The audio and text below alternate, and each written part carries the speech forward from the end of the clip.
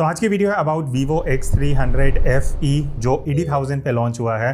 And personally अगर मैं अपनी ओपिनियन शेयर करूं, not the right amount for this phone because बहुत सारे ड्रॉबैक्स हैं। एंड कैमरा की अगर मैं स्पेसिफिकली बात करूं, मुझे जस्टिफाइड नहीं लगा फॉर द प्राइस टैग।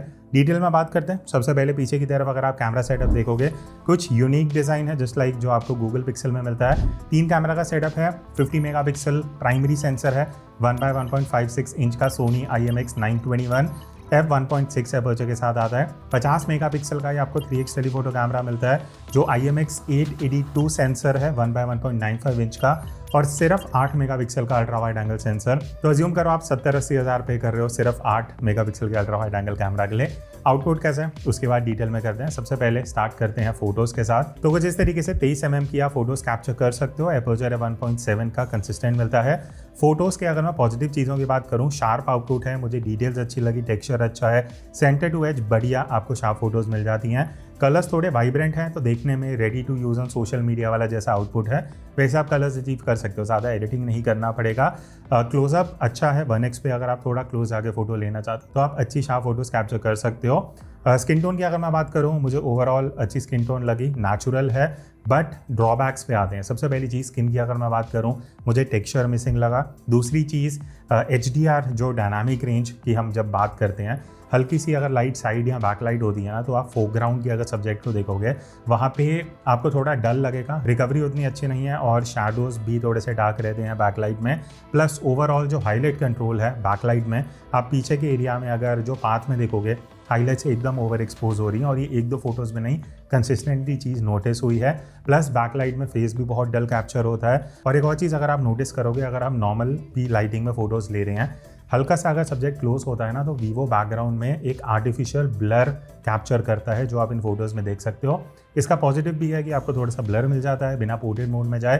और नेगेटिव चीज़ ये है, अगर आप किसी लोकेशन पे फोटो खींच रहे हो, फॉर एग्जाम्पल आप ताजमहल गए हो, आप रेड फूट गए हो, वहाँ पे आप फोटोज़ खिंचवा रहे हो, पीछे का जो मेन साइट है वही अगर आउट ऑफ फोकस हो जाएगी तो वो चीज़ आप नहीं चाहते, बट आप वो कंट्रोल भी नहीं कर सकते, वो एक ड्रॉबैक है। बाकी फेस प्रोसेसिंग आपको पहले की तरह नहीं मिलेगी, मतलब जैसे आप वीवो के फ़ोन में यूज़ टू हो चुके हो कि फेस एकदम ब्राइट दिखता है, वो चीज़ X300 FE के साथ नहीं है। ये फेस को थोड़ा नेचुरल रखता है, ठीक है। लो लाइट परफॉर्मेंस की अगर मैं बात करूँ, यहाँ मुझे ऐसा कोई ड्रॉबैक नहीं लगा। शार्प फोटोज़ हैं, नॉइस अच्छे से कंट्रोल कर लेता है, कलर्स भी अच्छे हैं। तो अगर आप लो लाइट में ओकेजनली भी फोटोज़ ले रहे हो तो आप बढ़िया फोटोज़ निकाल सकते हो। बट मैं ये नहीं बोलूँगा कि बहुत एक्स्ट्रा ऑर्डिनरी आउटपुट है।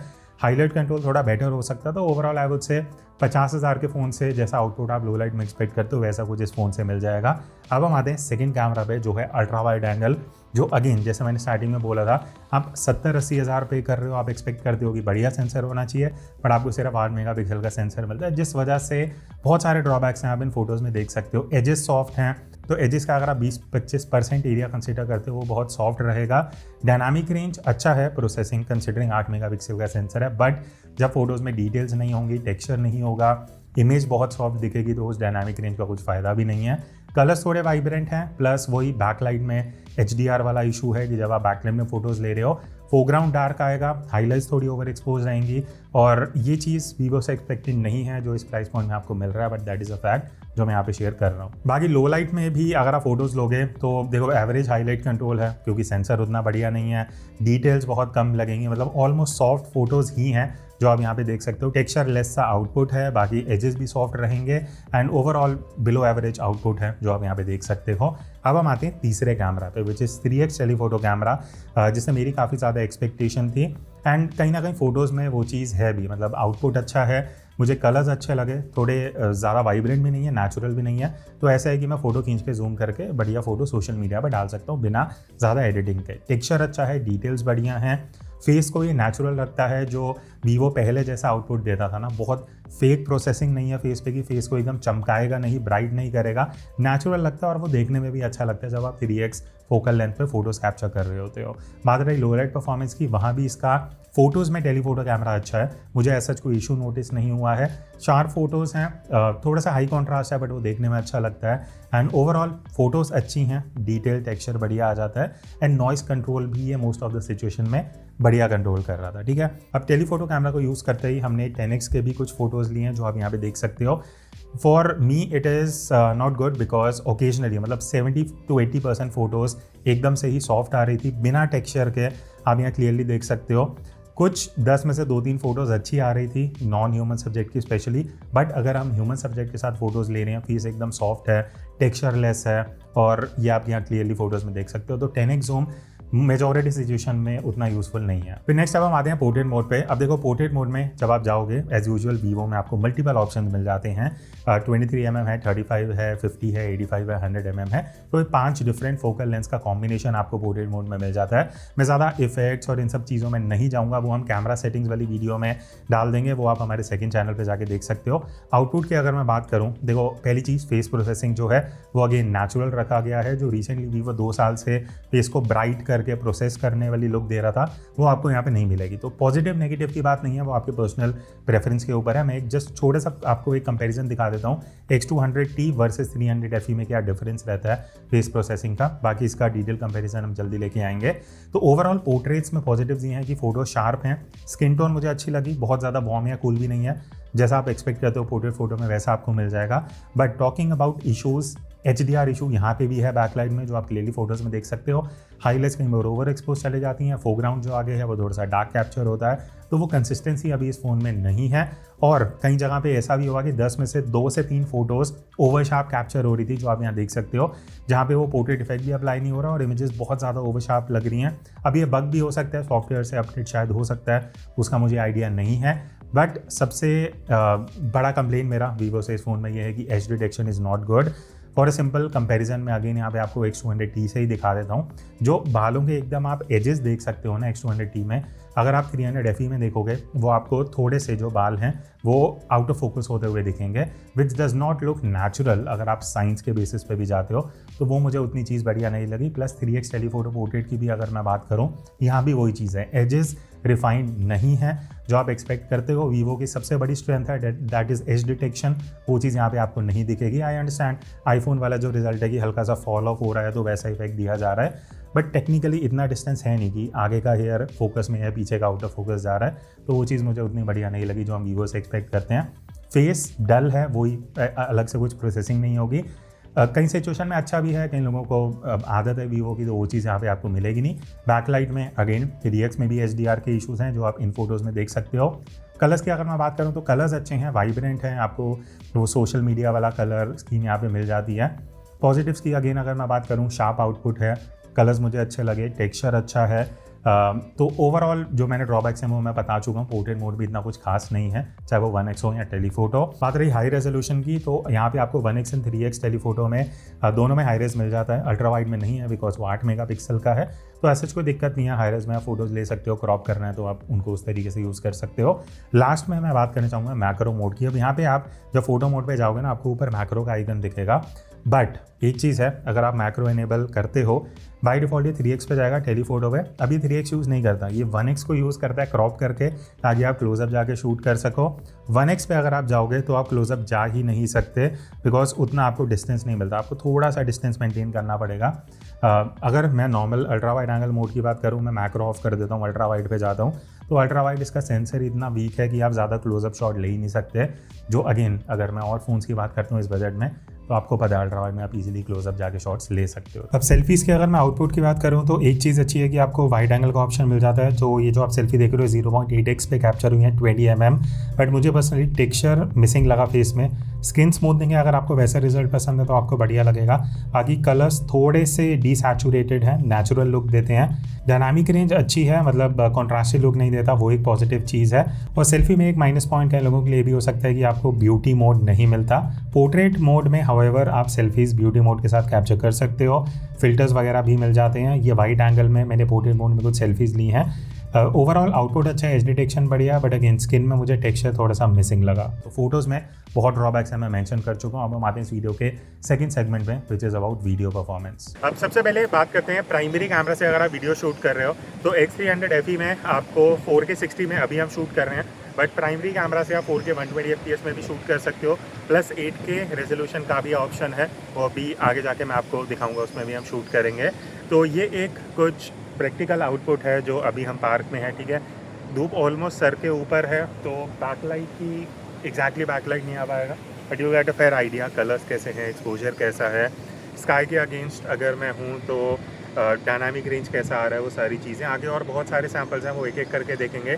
प्लस ऑडियो जो आप अभी सुन रहे हो वो इंटरनल माइक्रोफोन से हैं ताकि एक आपको बेटर आइडिया लग सके कि आउटपुट कैसा है। अब एक चीज़ यहाँ भी आप नोटिस करोगे वीडियो में भी जो बैकग्राउंड में है ना वो आपको जो आर्टिफिशियल ब्लर इफेक्ट है वो जनरेट करके दिया जा रहा है। तो अगेन पॉजिटिव नेगेटिव आप इसको दोनों तरीके से कंसिडर कर सकते हो जैसे आप देखते हो। मुझे लगता है कि वो फोकस में होना चाहिए ताकि आप जो वीडियो शूट कर रहे हो आप उनको मेमोरीज के लिए कैप्चर करते हो और आप नहीं चाहते कि पीछे कुछ अगर एलिमेंट्स है तो वो आउट ऑफ फोकस रहें। बाकी ओवरऑल शार्प आउटपुट है, बैकलाइट में वीडियो में अच्छे से काम कर रहा है, मतलब ओवरऑल डायनामिक रेंज अगर मैं देखता हूँ शैडोज़ में अच्छी रिकवरी है, हाईलाइट्स अच्छे से कंट्रोल कर रहा है, बैकलाइट बढ़िया है, तो वीडियो ऑलमोस्ट हर सिचुएशन में ही बढ़िया है। स्टेबलाइजेशन भी इवन इट इज़ गुड, मतलब कहीं मुझे ऐसा ड्रॉबैक नहीं लगा। सिर्फ एक चीज़ है जो कि है स्काई, वो बहुत ज़्यादा ब्लू करता है जिस वजह से आपको कई एलिमेंट्स के एजेस में, बिल्डिंग के एजेस में हेलो इफेक्ट दिखेगा, तो वो कई बार थोड़ा सा अननेचुरल लग सकता है अगर आप थोड़ा ध्यान से देखोगे। अदरवाइज 1x में वीडियो परफॉर्मेंस अच्छा है। लो लाइट की अगर मैं बात करूं यहाँ पे एकदम ऑपोजिट है। 3 मेजर इश्यूज जो मैंने नोटिस करे हैं सैम्पल्स देखने के बाद। सबसे पहली चीज़ वीडियो बहुत ज़्यादा सॉफ्ट है। पहले मुझे लगा कि कुछ बग है, एडिटिंग एक्सपोर्ट में कुछ ख़राब हो सकता है या कुछ ना कुछ इश्यूज़ है। अगर आप वीडियो देखोगे इट लुक्स लाइक कि अल्ट्रा वाइड एंगल वीडियो को क्रॉप करके यहाँ पे कैप्चर किया गया है। तो हाईलाइट कंट्रोल बिल्कुल भी अच्छा नहीं है। 30,000 के फ़ोन में भी शायद इससे बेटर हो सकता है using the primary sensor. Frame lag notice हुआ कहीं कहीं सिचुएशन में जो आप यहाँ पे नोटिस कर सकते हो। नॉइस कंट्रोल बिल्कुल भी अच्छा नहीं है जितना मैं इस प्रीमियम प्राइस पॉइंट पे एक्सपेक्ट करता हूँ। तो लो light video is not at all usable and I think इसका एक मेजर ड्रॉबैक है जो आपको कंसिडर करना चाहिए। फिर अब हम आते हैं नेक्स्ट कैमरा पे विच इज़ टेलीफोटो कैमरा। अब अगर आप जूम करके वीडियो शूट कर रहे हो 3x पे। अब नेक्स्ट बात करते हैं टेलीफोटो कैमरा की। अब टेलीफोटो में आपको 4K रेजोल्यूशन मिल जाता है। अब यहाँ पे मैं ऑलमोस्ट फ़ोन से आई थिंक 4 या 5 फीट दूर रहूँगा just to give an idea कि पीछे डेप्थ कैसे क्रिएट हो रही है। जब आप टेलीफोटो कैमरा यूज़ करते हो तो ऑब्वियसली डेप्थ इज़ समथिंग जो आप देखते हो जब आप ऐसी वीडियो शूट कर रहे हो। ऑडियो भी इंटरनल माइक से आ रहा है, जो डिस्टेंस है वो भी आप एक कंपैरिजन सुन सकते हो।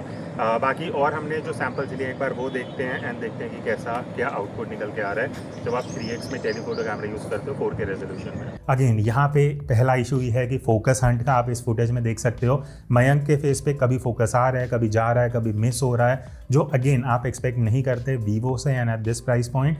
वही चीज़ है। प्लस स्टेबलाइजेशन मुझे अच्छा नहीं लगा। जब हम हैंडल वीडियो शूट कर रहे हैं इतना शेक नहीं आना चाहिए जो इस फुटेज या और भी फुटेजेस में आप देख सकते हो। पॉजिटिव्स ये हैं कि कलर्स अच्छे हैं, वीडियो शार्प हैं, बट ये जो 2 मेजर इश्यूज़ हैं टेलीफोटो वीडियो में वो आई थिंक कहीं ना कहीं अगेन बहुत सी सिचुएशन में फुटेज को यूजेबल ही नहीं बनाएंगे। बात रही लो लाइट परफॉर्मेंस की, तो देखो लो लाइट में भी बहुत इश्यूज़ हैं। नॉइज़ बहुत ईजिली कैप्चर हो रहा था जो आप इस वीडियो में देख सकते हो। वीडियो बहुत ज़्यादा सॉफ्ट है, तो अगर आप लो लाइट में जूम करते हुए भी वीडियो शूट कर रहे हो आपको टेक्सचर बहुत मतलब ना के बराबर ही दिखने वाला है। बाकी शेक और जिटर्स भी बहुत इजीली कैप्चर हो रहे थे जो आइडियली इस प्राइस रेंज में नहीं होना चाहिए। बाकी फोकस हंट इशू यहाँ पे भी है लो लाइट में। तो ड्रॉबैक्स बहुत ज़्यादा हैं एज़ कम्पेयर टू अगर मैं नॉर्मल चीज़ की बात करूँ। So that is something that you have to consider. अब नेक्स्ट हम बात करते हैं अल्ट्रा वाइड एंगल की, और एक सबसे disappointing factor Vivo X300 FE में ही है कि आप सिर्फ 1080p रेजोल्यूशन शूट कर सकते हो, वो भी 1080p 30-60 का भी ऑप्शन नहीं है। एंड कम्पेयर टू X200T जहाँ पे आप अभी वीडियो देख रहे हो 4K 60 FPS पे है। तो ऑब्वियसली X300 FE अगर आप अल्ट्रा वाइड एंगल यूज़ करने वाले हो एज अ कंटेंट क्रिएटर, ये फ़ोन आपके लिए राइट चॉइस नहीं है, बिकॉज 1080p रेजोल्यूशन इतना पैसा खर्च करके कोई भी एक्सपेक्ट नहीं करता है। तो आउटपुट आप देख सकते हो, सनलाइट ऑलमोस्ट ऊपर की तरफ है, कलर्स कैसे हैं, डायनामिक रेंज कैसा है, स्काई भी है, प्लस थोड़ा ग्रीनरी है to get a mix of the environment ताकि आप एक डिफरेंस देख सको। Audio as usual internal mic से है।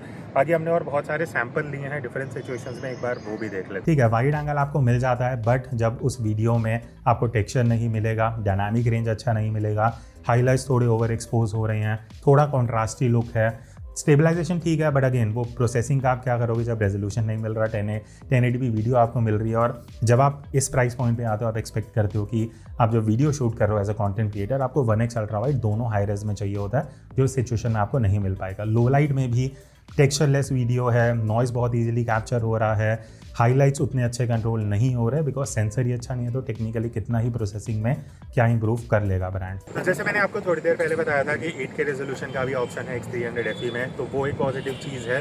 बहुत लोग प्रैक्टिकली 8K में शूट नहीं करेंगे बिकॉज स्टोरेज ज़्यादा यूज़ होती है और वो सारी चीज़ें हैं, बट एक ऑप्शन है जस्ट टू शो अगर हम इस वीडियो को क्रॉप करते हैं तो स्टिल आपके पास जो डिटेल जो इन्फॉर्मेशन है वो थोड़ी ज़्यादा रिटेन रहती है, तो उस हिसाब से सही है अगर आप थोड़ा क्रॉप वगैरह वगैरह करते हो वीडियोस को, थोड़ा प्रोफेशनली शूट कर रहे हो। बट एक चीज़ जो आपको X300 FE में मिसिंग दिखेगी वो है लॉक कंट्रोल, जो आपको इस फ़ोन में नहीं मिलता है, जो इस बजट में आप एक्सपेक्ट करते हो। अब पोर्ट्रेट वीडियो भी एक फीचर है जो आपको यहाँ पे मिल जाता है, तो वीवो में मोस्टली काफ़ी जनरेशन से ऑलरेडी आ रहा है, बट 1080p रेजोल्यूशन है, वो चीज़ आपको ध्यान रखना पड़ेगा। आउटपुट कैसा आप देख सकते हो, एज डिटेक्शन, मेरे आसपास पीछे थोड़ा ग्रीनरी है।